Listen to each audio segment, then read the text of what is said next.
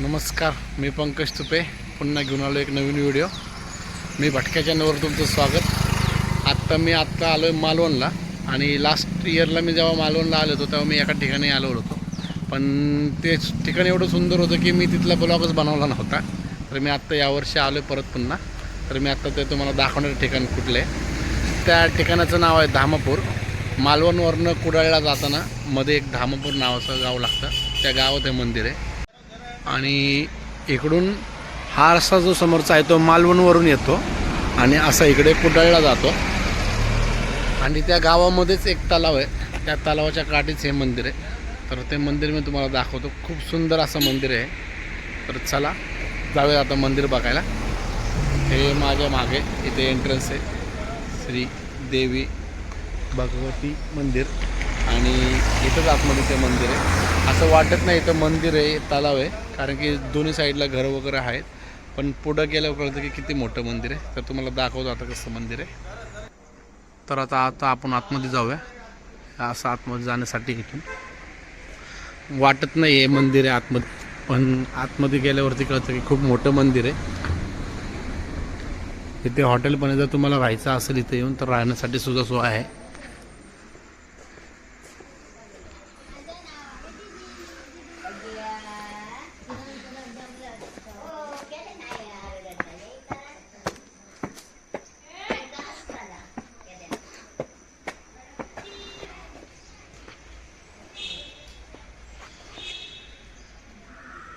तर असं हे मंदिर आहे आणि हे तेच मंदिर आहे, देवीचं मंदिर आहे, भगवती देवीचं।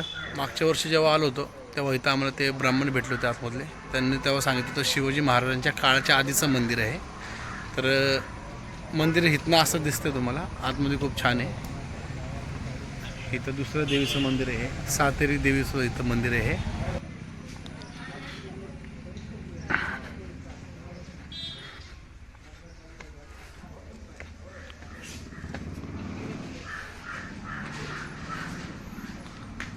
हे मंदिर आहे।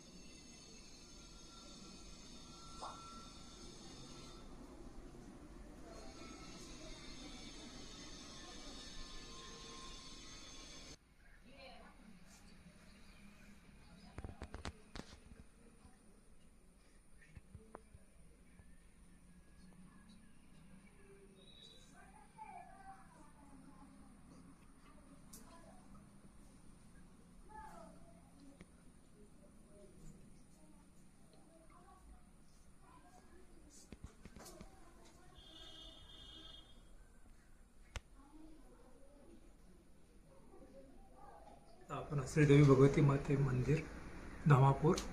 या देवीची स्थापना 1530 साली या ठिकाणी झाली। पूर्वी ग्रामस्थ लोकांनी हे मंदिर आणि देवीची स्थापना केली।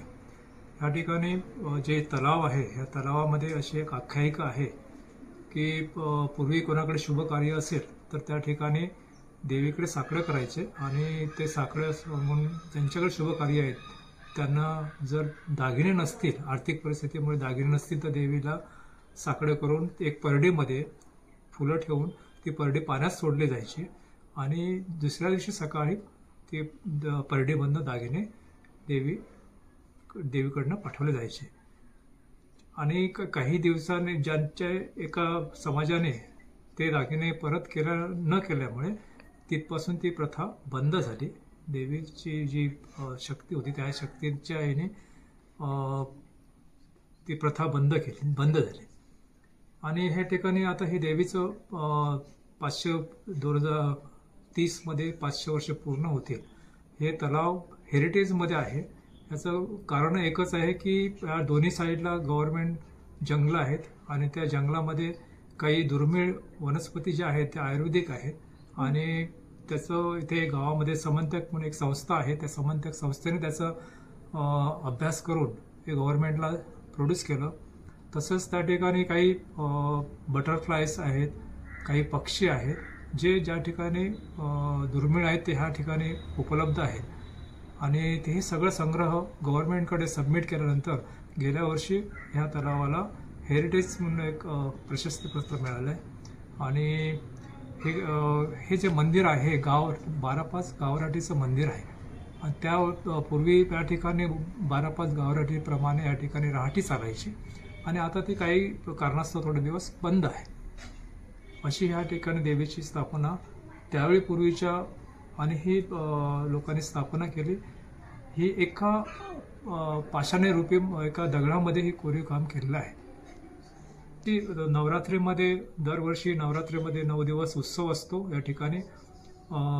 तसेच पालखी निघते, पाडव्याला निघते, शिवरात्रीला निघते आणि रामनवमी हनुमान जयंती पण या ठिकाणी साजरी केली जाते. पण गेल्या वर्षी काही कारणास्तव ती झाली नाही आहे, पण या इन फ्युचरमध्ये हे पुढे जत्रोत्सव चालू करायचा. या ठिकाणी गावातील गावकरी मानकरीमधील मी सूर्यकांत गावडे आपल्याला या ठिकाणी मला 2 शब्द बोलायला दिल्याबद्दल धन्यवाद.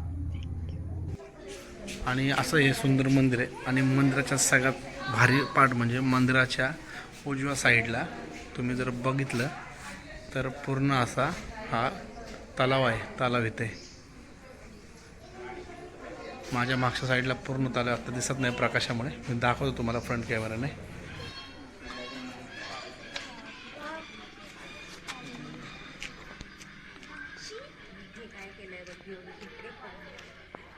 शांत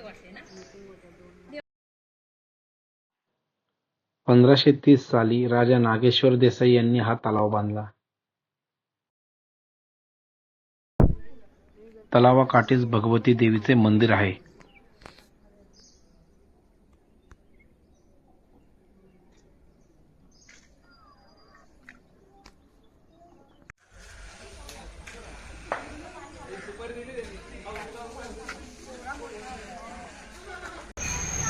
तर कधी तुम्ही आलात इकडे मालवणला तर या मंदिराला नक्की भेट द्या. खूप सुंदर मंदिर आहे, खूप भारी वाटतं, खूप प्रसन्न वाटतं.